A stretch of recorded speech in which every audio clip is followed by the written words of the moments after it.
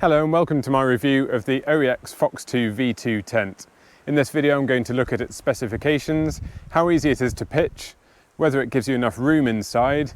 I'm going to look at its features, and then I'll also talk about whether or not I think this is a suitable tent for wild camping in the UK, and I'll talk about the value you get when you buy this tent. So let's get into it.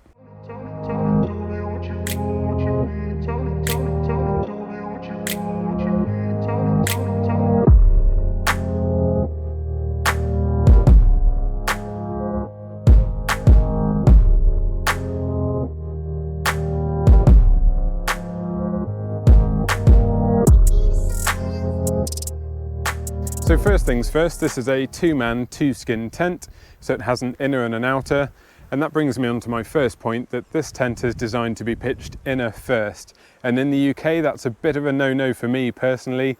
This is the only tent I've bought which is inner pitch first, but that's because it can be modified to pitch it with the outer attached to the inner, which just requires a really cheap little mod.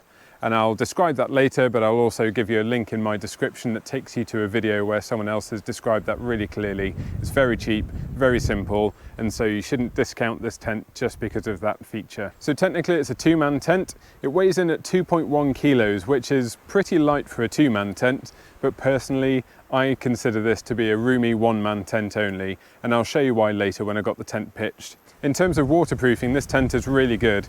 It's got a 4,000mm hydrostatic head rating for the ground sheet, which is polyurethane, and it's got a 5,000mm hydrostatic head rating for the fly sheet, which is also polyurethane. So without further ado, I'll now give it a time test to see how long it takes me to pitch it. And in the same way as I did with my first tent comparison review, which you can see if you click here, I'm going to take the tent out of its bag, get the poles out of their bag as well, and have everything ready to go at the start of the test.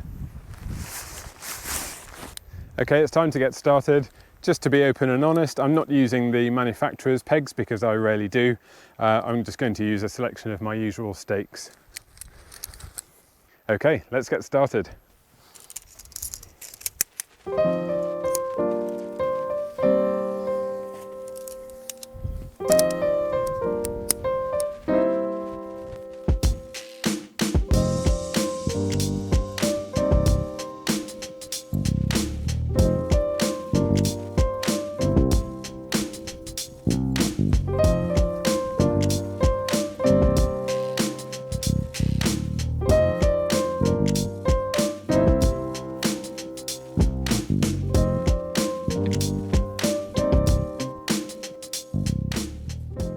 That's the tent pitched without its guys, so I'll now add the guy lines.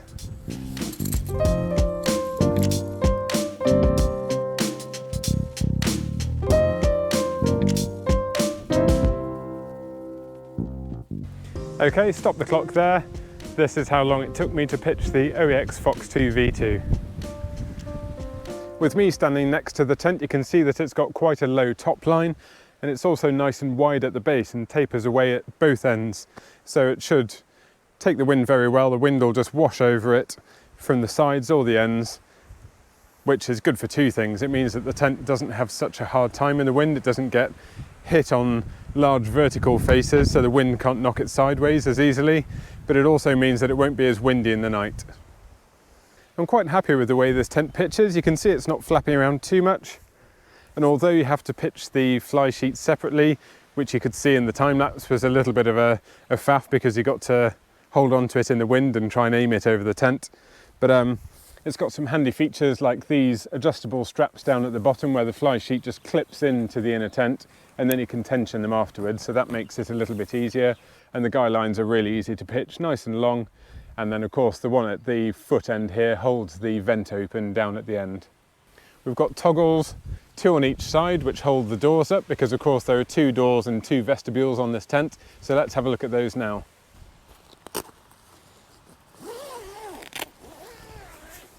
Two Velcro pads stop the zipper from being too exposed to the elements. And then you've got a really simple toggle and loop to hold both ends of the door open. They're really effective. And now you can see one of the minor negative points about this tent. The vestibule is very narrow. It's quite long, but there isn't a lot of width here, and I'll look at that now. So with my trusty tape measure, We've got 19 inches there from the edge of the inner to the very outer edge of the vestibule, which isn't a great deal. And because we've got quite an angle here, it slopes in towards the roof line. You can't actually make a great deal of use of this space. So when I first used this tent, I came to put my rucksack in the vestibule here, as I normally would with a tent, but found that this space was just too narrow. So I actually had to stack the rucksack up in the entrance here. Something like that. It's not the end of the world, and it worked for me. And I was able to close the door down over the top of my rucksack. So if you're on your own using this tent, I think that's a perfectly good solution. Now let's get the door open and have a look inside. Once again, you have a pair of toggles up at the top here. So once you've rolled your inner door up, you simply fasten those, and then you have access to the inner. The inner of this tent is huge. At its widest point, 50 inches or 125 centimetres, and it's just over 230 centimetres or around about 91 inches long. Getting inside now, you can see that I can sit up in the tent. Of course, I haven't got my sleep mat in yet, but I will bring it. And the height on the interior is, I'm getting 84 centimetres there, which is 33 inches. Personally, I normally want about 90 centimetres on the inside of a tent. I'm 5'8", so I'm not even the tallest person, but I just find that having that little bit more headroom means that it's much easier to change your clothes, for example, and get packed up in the morning. So let's see what it looks like with the sleep mat in. Now the mat's in, I'll show you how it looks on the inside of the tent. With my Thermarest Neo Air X-Therm sleep mat inside the tent now, and with the opposite door open to shed a bit more light on the subject, I can show you the foot end of my mat wedged up against the foot end of the tent on the left there. And if I pan around to the right, you can see that the head end of the mat is 40 centimetres away from the far end of the tent. But with the inner tent, which isn't too saggy, I have to say, dropping down here at an angle, it means that if you push the mat further up towards that head end, you actually end up with a face full of tent, which isn't ideal.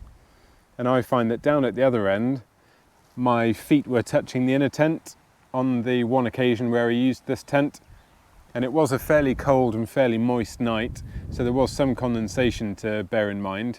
And I found that although the tent floor is actually very long, the inner tent design there just means that you can't quite make full use of that inner tent length.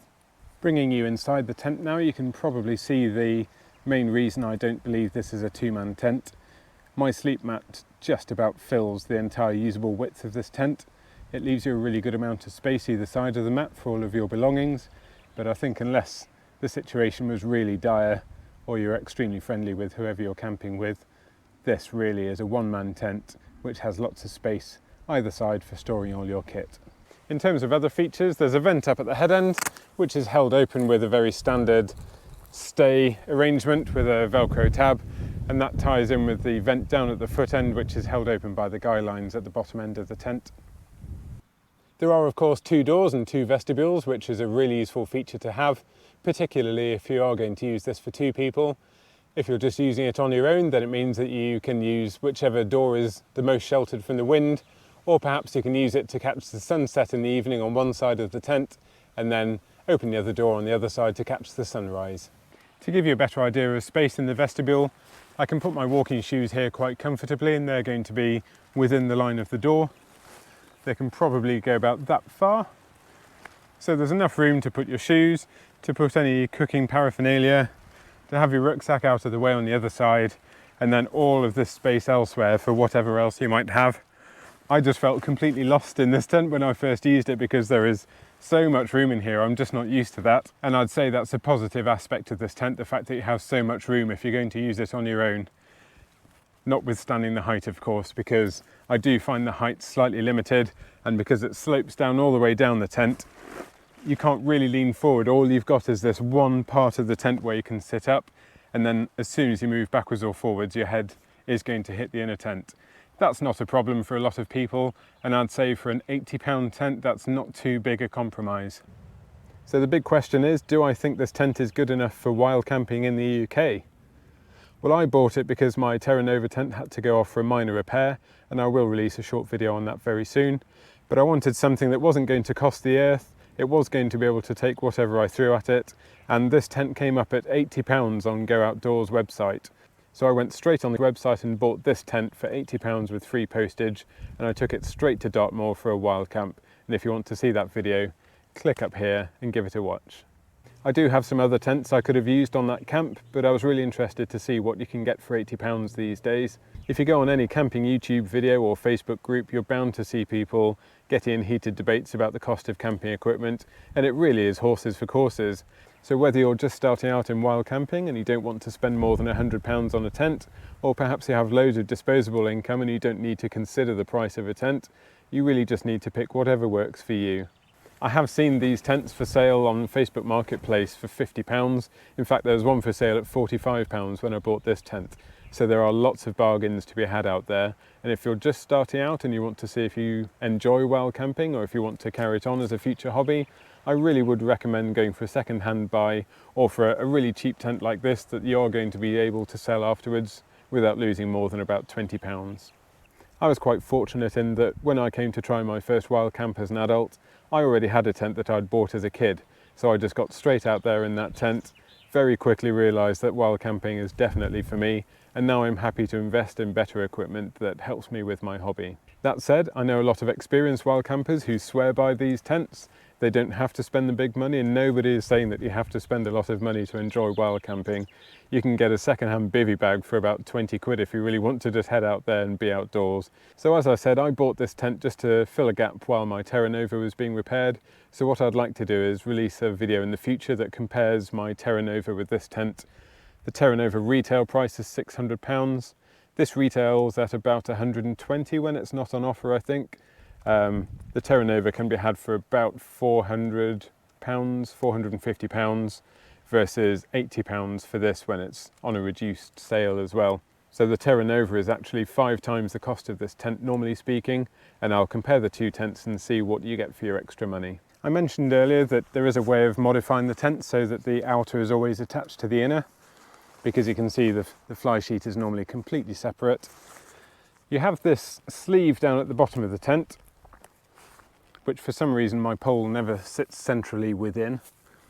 But what you can do is you can pass a length of cord all the way through this sleeve, tie a little loop in the end, and then on each end of that cord you can run the fly sheet ties through that little loop, and that just attaches your fly sheet to the inner, and then of course you can just pass the pole through the sleeve as you normally would. But I'll leave a link to the description down below and you can watch someone else explain that better than I did. So to sum up, I think this tent represents really good value for money. £80, you can't really go wrong. Buy it, go and try wild camping. If you like it, then keep it. Maybe like me, you'll choose to upgrade and add additional tents that cover different aspects of camping you want to enjoy, be it summer or winter. This is advertised as a 3/4 season tent, and I really do believe that this can cope with 4-season camping in the UK. It maybe won't be best suited to the really extreme stuff, but it's really substantial material on this tent. If you can only afford one tent, and if you don't want to push over the 100 quid mark, I would definitely consider buying one of these. That brings me to the end of my review of the OEX Phoxx II V2. Please let me know if you have any comments or questions about it and leave them in the description below. Thanks for watching, and I'll see you on the next one.